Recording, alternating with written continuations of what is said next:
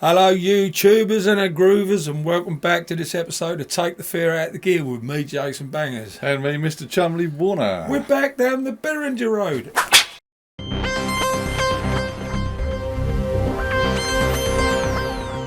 So, we're a little bit concerned. Not overly concerned, because I think it's kind of obvious. But we want to ask you guys what you think. But there is problem, Simon. There is problem, yeah? I mean, let me just tell you, I've been looking at all these new designs that Behringer are bringing out. And I can't wait to get my hands on them. For years now they've been advertising this stuff. But it ain't on the shelf yet. No, and I think we'll give you a list in a minute of some of the ones they're hoping to bring out. But what's happening? Is it the shortage of chips? No, there's a chip shop down the road here. You can get as many as you want. Oh, well, maybe it's not the shortage of chips. You or get your saveloy with it, fish and everything. You know? Maybe the factory in China shut down. Well, you don't have to go to China to buy chips. It's silicon chip. Oh, that's the one. Sorry, yeah. man. Bad joke. So, yeah, you know, because Behringer have got their own factory in China, and, yeah, as Jay said, is the lack of salt and vinegar chips, who knows? But there's been a whole load of stuff now, and it gets really, they do this stuff on YouTube. They do a nice video saying, oh, we're going to make this, we're going to do this. Well, we watch YouTube, don't we? I mean, yeah. We don't watch TV. I don't have TV. I live on YouTube. And I think it would be nice. I know Behringer got their own Facebook page and they make announcements and that. But wouldn't it be great for someone from Behringer, maybe the Mac guy, just to come on and say, hey guys, here's the time frame of when you'll get your new synths. Yeah, will it be Christmas? Will it be next year? Or get you all the man to make an announcement. Let's.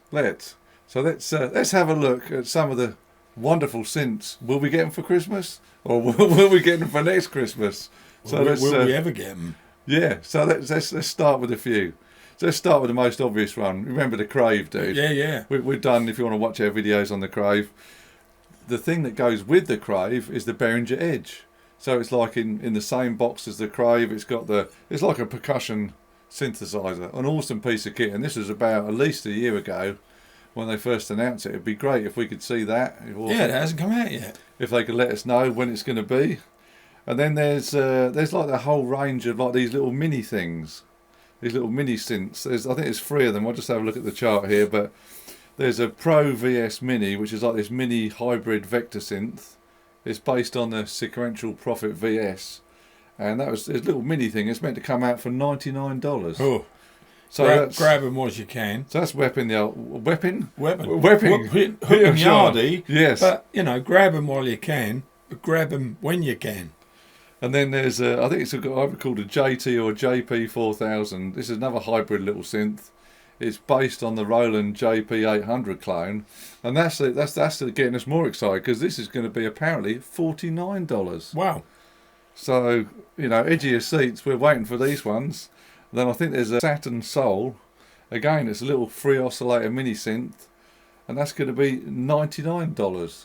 Cheapness is greatness. So we're all getting very excited about all these cheap prices. What else have we got? And then they've done you might have seen it on YouTube. It's based on like a Moog Model 15.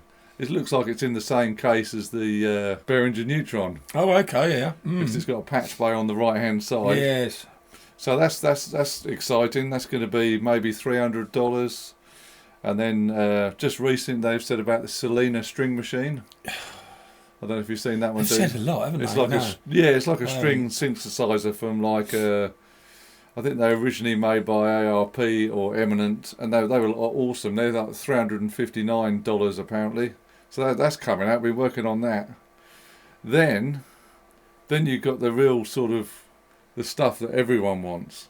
So they've been working on a clone of a Yamaha CS80. Yeah. So Yamaha CS80. They're about, I can't remember how much they are. They're $20,000 to $50,000. Yeah, it's like Jeez. So if Behringer can make one even remotely cheap, yeah, you know, we're into that, and they're apparently going to make a little mini version of it as well. And I just want to interrupt. Stuff that I've bought, the 808 Behringer, the TR8, what's it called? TR808.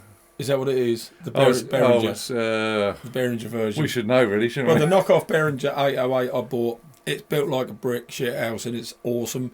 I also bought the vocoder. The vocoder, and it's faultless. So all I'm going to say is, so far what they've produced has been exceptional value for money. We're big Behringer fans. We've done loads of videos and all the synthesizers and everything else. So the most exciting stuff, so obviously the CS80 and the mini one they're meant to be bringing out. They're meant to be bringing out a copy of the Oberheim UB-XA. We've seen that when we interviewed Matt down at Effort Studios. He's got the real thing, so they're meant to be bringing out a clone of that. And then the other thing, this would be unbelievable. I know Jean-Michel Jarre used these on a lot of, the oxygen, everything else. John Michael Jarre. Where's your CD?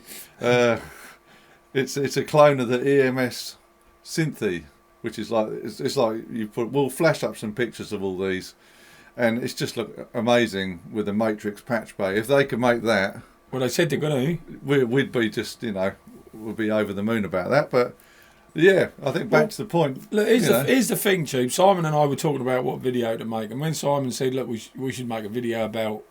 Behringer have announced all this stuff, but nothing's come out. We should ask why. And I said, well, I think it's pretty obvious because of the war and stuff. There's been a massive delay. I mean, farmers can't farm because they can't get pesticides. And I'm guessing it's the same with companies like Behringer. They can't get parts and stuff like that. So we looked on YouTube, and there is a couple of videos of people doing similar things as what Simon and I are doing. So I think what we're trying to make the point in this video is, rather than why haven't they or what's going on, why hasn't Yul or somebody very high up made a YouTube video and an announcement saying, look, we've said we're going to make these things. You guys have been waiting for them. We're ever so sorry, but we can't get the chips, or we can't get this, or we can't get that. What we're saying is, I know there's a Facebook forum, isn't there, which we haven't really looked at because we don't do Facebook.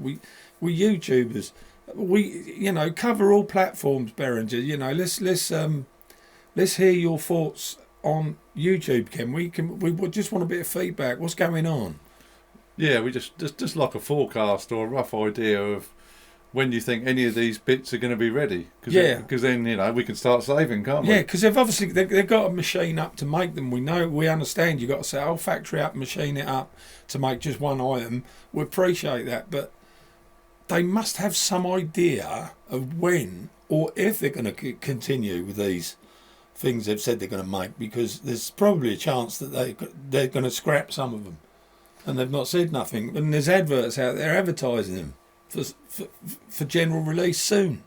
Yeah, because obviously the most one we think is like the Behringer Edge, which is the sort of brother or sister to the Crave. That must be the first thing, because that's that must be, we think that might be the first one that comes out. But yeah, just a time frame of how much money have we got to get saved up, Yeah, exactly. In time to buy them all. Exactly. Because we love Behringer. So what we're saying, ladies and gentlemen, we'd like an explanation. Not that we deserve one or we're owed one, but I just think it would be considerate of Behringer to do it. After all, we do buy their equipment, and we are great ambassadors for Behringer.